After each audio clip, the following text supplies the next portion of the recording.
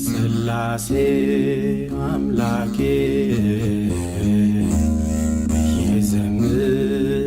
እየዘምራለው ስላሴ አምባዬ እየቀኛለው ሰማይና ምድር ደመና ሳይቀሩ አእዋፍ አዝርዕት በእርሱ ተፈጠሩ። በስመ አብ ወወልድ ወመንፈስ ቅዱስ አሐዱ አምላክ አሜን። አቤቱ አምላካችን እግዚአብሔር ኢየሱስ ክርስቶስ ቆይታችን ባርክልን፣ ቀድስልን። ይህ ቦታ በእውነቱ ራሱ ቦታው አፋውቶ ይናገራል። በጣም የሚያስደንቅና ግሩም የሆነ ቦታ ነው። ከብፁዕ አባታችን ጀምሮ በሌሎች ወንድሞችም እንዲሁ ስለ ቦታው ተነግሯል ይነገራልም። ግን ማየት ከምንም በላይ ነውና ሰምቶ ከመናገር አይቶ መናገር ምስክርነቱን እውነተኛ ስለሚያደርገው ባየነው መሰረት ካየሁት፣ ከተረዳሁት፣ ከተገነዘብኩት ጥቂቱን ባጭሩ ለመናገር ያክል ነው። እስካሁን ድረስ በሀገረ ስብከታችን በጣም ብዙ ገዳማትን ዙረን አይተናል። በብዙ መልኩ ይሄኛው ገዳም በጣም ተመራጭ ሆኖ የተሻለ ሆኖ ለእኛ ለኢትዮጵያውያን እግዚአብሔር ያዘጋጀው መስሎ ታይቶናል። ተስፋም አድርገንበታል። እውነት ለመናገር እስካሁን የጠበቀንም ለምክንያት ሊሆን ይችላል። አሁን በዚህ ሰዓት አግኝተን በጣም ባየነው ቁጥር ሁልጊዜ እንግዳ ነው የሆነብን እና በተለይም ደግሞ ጀርመን ያለንበት ሀገር በፖለቲካም ሆነ በመንፈሳዊው ሕይወት ብዙ ሰዎች የተነሱበት አገር ነው። በተለይም የፖለቲካውን ተውና መንፈሳዊ ያለው እነ ሉተር የተነሱበት ሀገር ነውና በዚህ ሀገር ላይ የኢትዮጵያ ኦርቶዶክስ ተዋሕዶ ቤተክርስቲያን አንድ ታላቅ ገዳም መኖር ራሱን የቻለ አዲስ ምዕራፍ፣ አዲስ የታሪክ ምዕራፍ ማስቀመጥ ስለሆነ አንድ ገዳም በአውሮፓ ደረጃ የመጀመሪያ የሆነ ገዳም ይሆናል ማለት ነው። እግዚአብሔር ፈቃዳችን ቢፈጽመው ደግሞም ዝሮን ያገኘነው ይሄ ስለሆነ ይፈጸማል ብለን ተስፋ እናደርጋለን። ይህ ቦታ በጣም ተመራጭ ከሚያደርጉበት ብዙ የተነገረ ቢሆንም አንድ ሁለት ሀሳቦች ላንሳ።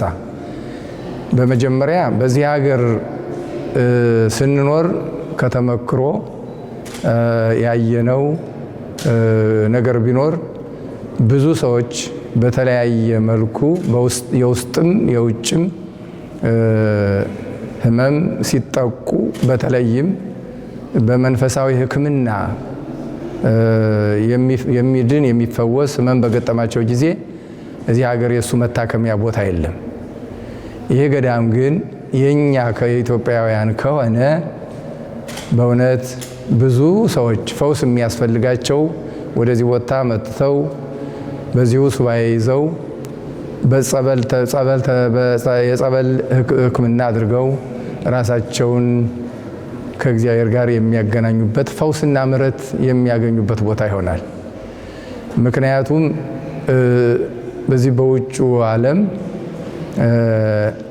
በርቀትም በግዝፈትም በስውርም በግልጥም የሚዋጋ ጤንነትን የሚያውክ ነገር አለ። እንደምናየው ብዙ ሰዎች የዚህ ተጠቂዎች ናቸው። በሀገሩ አነጋገር ስትረስ ተብሎ ይጠቀሳል። ያ መድኃኒት እያጣ መድኃኒት ፈውሱ ደግሞ የመንፈሳዊ ከጸሎት ከጸበል ጋር የተያዘ ስለሆነ ያንን ማግኘት የሚሰጥ ቦታ ወይም የሕክምና ቦታ መንፈሳዊ ሕክምና የሚሰጥበት ቦታ ስለሌለን ብዙ ሰዎች እየተጠቁ እናያለን። ይህ ቦታ ግን ይህን ጥያቄ ይመልሳል።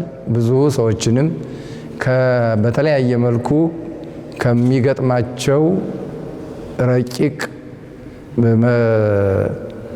የመንፈስ ውጊያ የሚጠገኑበት የሚፈወሱበት የፈውስ ማዕከል የሚሆን ቦታ ነው።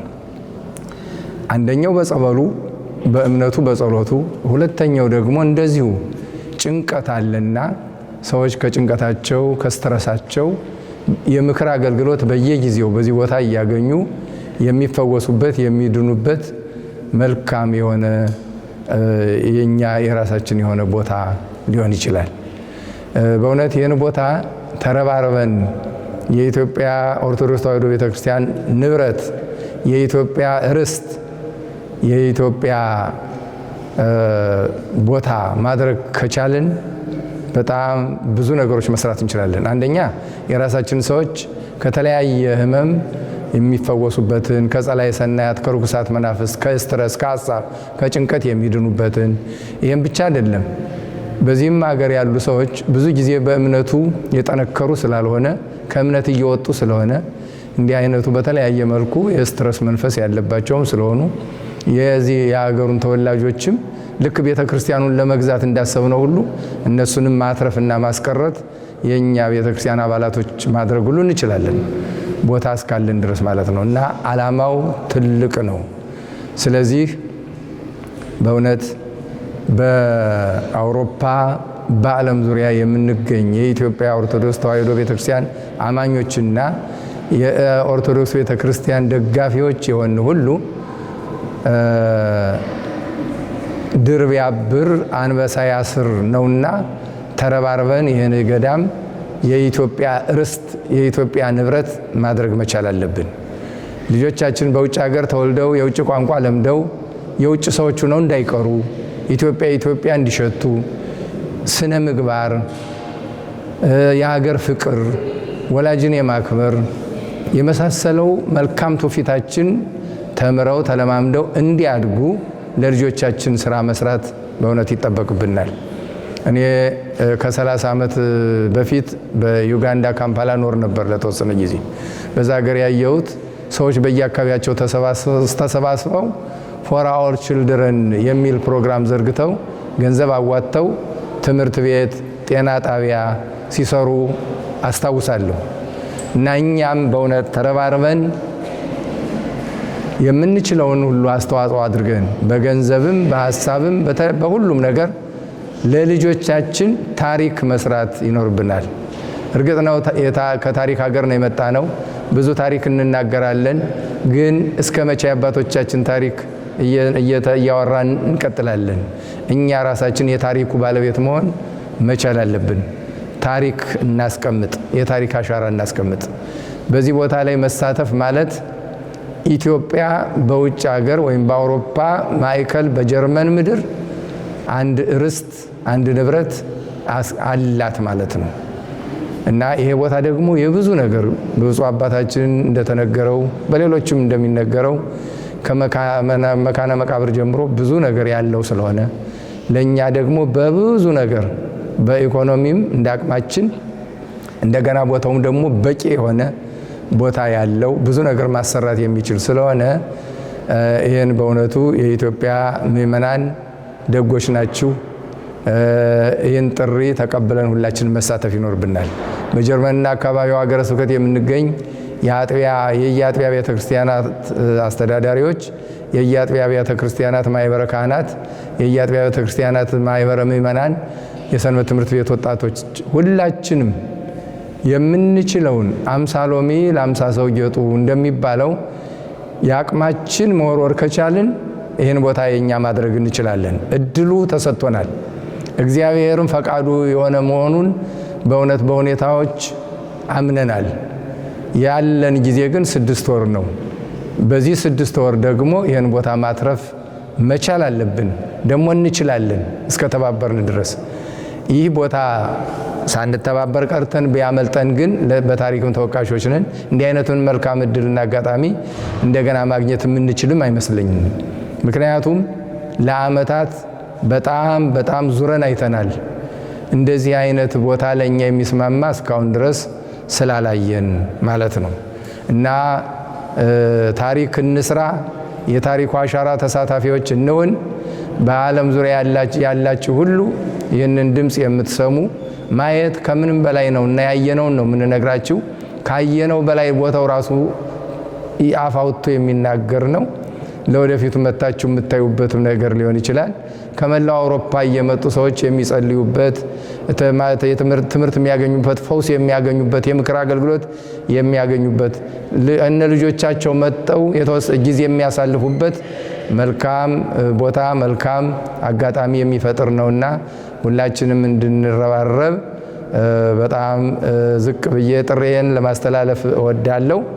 ይሄ ቦታ የኛ የኢትዮጵያ ኦርቶዶክስ ተዋሕዶ ቤተክርስቲያን ሀብት የኢትዮጵያ ርስትና ንብረት እንደሚሆን አምናለሁ። እግዚአብሔር እንግዲህ በሁሉም ላይ እሱ ይጨመርበት። ይቆየን። እግዚአብሔር ይስጥልን። እግዚአብሔር ይባርክልን።